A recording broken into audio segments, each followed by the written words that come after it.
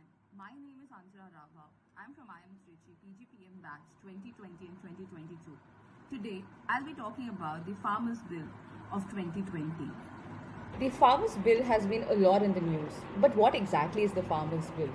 Just trying to understand that here, the Farmers Bill allows the farmers to sell their products directly to the private buyers, breaking the monopoly of a man in the regulated, which is regulated by the government. The people here, they get empowered to get into the legal deal with the companies and produce agri products for them. The Farmers Bill in India also allows stocking of food articles by the agri-built businesses, removing the ability of the government to impose arbitrarily. But what are the pros of the Farmers Bill? There are multiple pros in the Farmers Bill, but let's focus on the few important ones. Here, the bill is mainly to do away with the government interface of agriculture trade by trading areas free from the middlemen, the government taxes outside the structure of the AMPMs. PMCs, which is mainly the Agriculture Produce Market Committees. Here, it allows the farmers an option to sell their produce directly to these new zones without any throw to the middlemen and paying levies such as mandi fees. It also sought to remove the stocking holding limits as well as curbs the interstate and the intrastate bill and create a framework for the contract farming. In addition to this, these bills also promote in the creation of farmer producer organizations on a large scale, which will help not only to create a farmer friendly environment but also to interact with the farmers amongst themselves, and where the small players get benefited out of these.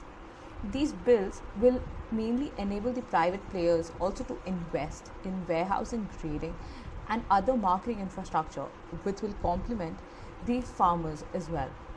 In addition to this, it also would help in creating one nation, one market for agriculture produce. Before talking about the disadvantages of the Farmers Bill, let's understand who are the stakeholders which are getting affected by this Farmers Bill of 2020. First is the middlemen, which will get adversely affected because that was the bridge which combines both the private players as well as the farmers. After the middlemen, it would be actually the farmers themselves who will be affected by this entire situation. And third, but not the least, would be the consumers who are consuming these products, like me and you. Hence, now let's take over to the disadvantages of the Farmers Bill 2020. These farmers' bills might end up in MSP or minimum support prices, and this also bothers the farmers. Another concern is the lack of bargaining capability with the big companies. The people involved in farming might get the freedom to deal with the biggest of the biggest company, but due to lack of knowledge, the private sectors or the private companies might exploit them, which might not come out to be the right outcome. In addition to this, outside the mandis or the government regulated markets, there's hardly any regulation or grievance redressal system which is not present there. Hence, again, a farmer might get affected. Also, the Farmers Bill may weaken the APMC system, which is considered to be helpful for the small farmers at this moment. As per the suggestions of the agriculture economists, the focus should be mainly given on the strengthening the APMCs rather than transferring everything to the private entities, because we don't know what will happen in the future. Also, there are many people who are fearing, who are not ready or willing to get involved in the agriculture, and it might turn out that the farmers become the slaves of the big companies.